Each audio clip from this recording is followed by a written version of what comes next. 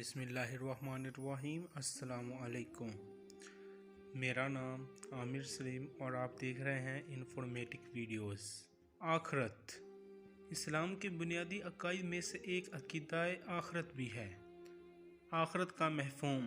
لفظ آخرت کے معنی بعد میں ہونے والی چیز کے ہیں، اس کے مقابلے میں لفظ دنیا ہے جس کے معنی قریب کی چیز کے ہیں۔ عقیدہ آخرت کا اصطلاحی مفہوم یہ ہے کہ انسان مرنے کے بعد ہمیشہ کے لیے فنا نہیں ہو جاتا، بلکہ اس کی روح باقی رہتی ہے، اور ایک وقت ایسا آ جائے گا جب اللہ تعالیٰ اس کی روح کو جسم میں منتقل کر کے اسے دوبارہ زندہ کر دے گا، اور پھر انسان کو اس کے نیک بد اعمال کا حقیقی بدلہ دیا جائے گا۔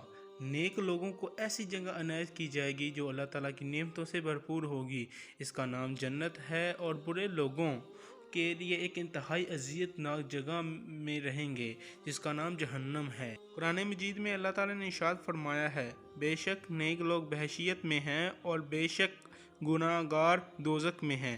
آخرت کے سلسلے میں قرآن مجید کی تعلیمات کا خلاصہ یہ ہے: فرسٹ، انسان کی دنیاوی زندگی اس کی آخرت کی زندگی کا پیش خیمہ ہے۔ دنیا کی زندگی عارضی اور آخرت کی زندگی دائمی ہے۔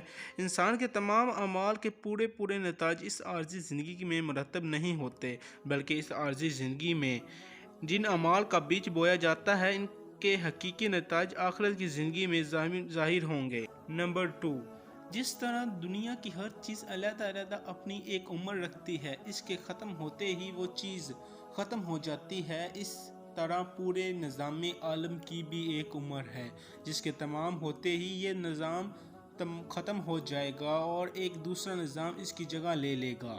نمبر 3، جب دنیا کا یہ نظام درہم بھرم ہو جائے گا اور ایک دوسرا نظام قائم ہو جائے گا تو انسان کو پھر جسمانی زندگی ملے گی۔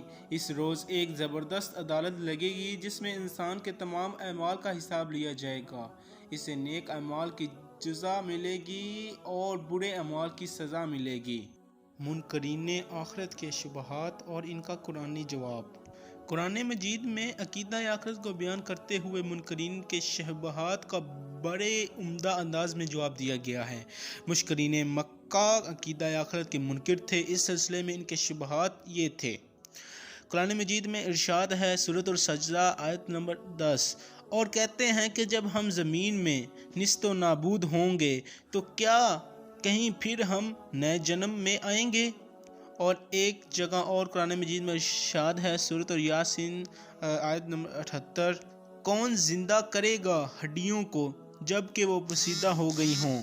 اور ایک دفعہ اور ارشاد ہے، ہمارے لیے زندگی نہیں مگر یہی دنیا کی، اور ہم کو پھر نہیں زندہ ہونا۔ سورۃ الانعام آیت نمبر 29۔ اللہ تعالیٰ نے ان کے شبہات کو دور کرتے ہوئے فرمایا، تم پہلے موجود نہ تھے، تمہیں اللہ نے موجود کیا۔ جو قادر مطلق تمہیں پہلے وجود کرنے پر قادر رکھتا ہے، وہ تمہارے مر جانے کے بعد تمہیں دوبارہ زندگی بخشنے پر بھی قادر ہے۔ قرآن مجید میں اسی متعلق ارشاد ہے، اور وہی ہے جو پہلی بار پیدا کرتا ہے اور وہی دوبارہ پیدا کرے گا۔ سورۃ الروم آیت نمبر 27۔ اسی کے متعلق ایک اور آیت ہے، تم کہو کہ ان کو زندہ کرے گا جس نے بتایا ان کو پہلی بار۔ اسی طرح ان کے شبہات کو دور کرتے ہوئے قرآن مجید میں ایک اور جگہ ارشاد ہے کہ حالانکہ تم بے جان تھے پھر جلایا تم کو، پھر مارے گا تم کو، پھر جلائے گا تم کو، پھر اسی کی طرف لوٹ جاؤ گے۔ دوبارہ پڑھ دیتا ہوں، حالانکہ تم بے جان تھے پھر جلایا تم کو، پھر مارے گا تم کو، پھر جلائے گا تم کو، پھر اسی کی طرف لوٹائے جاؤ گے۔ سورۃ البقرہ آیت نمبر 28۔ انسان کی صحیح سوچ اس سے عقیدہ آخرت پر ایمان لانے کا تقاضا کرتی ہے۔ ہر شخص اس بات کو تسلیم کرتا ہے کہ نیک عمل کا اچھا صلہ اور برے عمل کا برا بدلہ ہوتا ہے، لیکن کیا انسان کے تمام اعمال کے نتائج اس دنیاوی زندگی میں سامنے آ جاتے ہیں؟ ایسا نہیں ہوتا، بلکہ بعض اوقات ایک ایسا شخص جس نے پوری زندگی گناہوں میں گزاری ہو، اس جہان میں سزا سے بچا رہتا ہے۔ اسی طرح بعض بے حد نیک لوگ جو عمر بھر نیکیاں करते रहें, इन्हें यहाँ नेकी का पूरा बदला ना मिले बल्कि बाज़ को तो बेहद अज़ियतें देकर शहीद कर दिया गया। अब सोचने की बात यह है कि क्या मुजरिमों को इनके जराइम की सज़ा कभी नहीं मिलेगी? क्या नेककार अच्छे अजर से महरूम रहेंगे? क्या अल्लाह ताला का निज़ाम अदल इनके बारे में हमेशा के लिए खामोश रहेगा?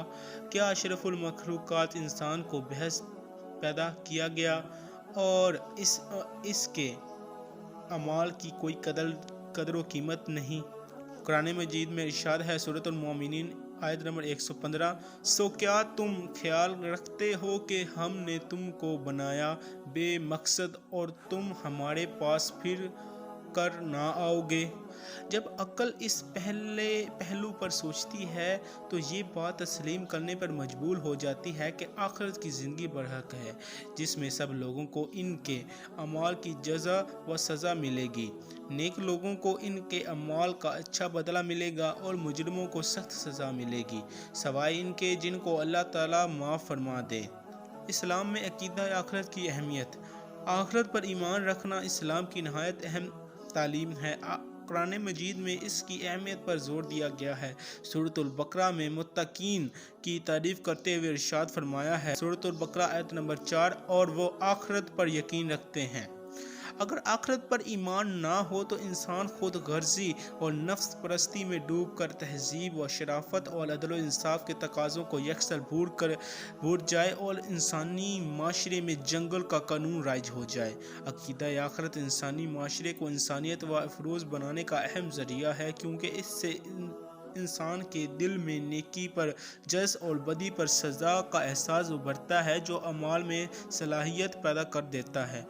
जो शख्स आखिरत की ज़िंदगी पर ईमान रखता है, इसके नज़र अपने अमाल के सिर्फ इन ही नताइज पर नहीं होती जो इस ज़िंदगी में ज़ाहिर होते हैं, बल्कि वो इन नताइज पर भी नज़र रखता है जो आखिरत के ज़िंदगी में ज़ाहिर होंगे। इसी तरह जिस तरह जहर के बारे में हलाक करने और आग के बारे में जलाने का यकीन होता है, इसी तरह गुनाहों के हलाकत खेज होने का भी यकीन होता है। और जिस तरह वो खिज़ा और पानी को अपने लिए मुफीद समझता है, इसी तरह नेक अमाल को भी अपने लिए नजात व फलाह का सबब समझता है।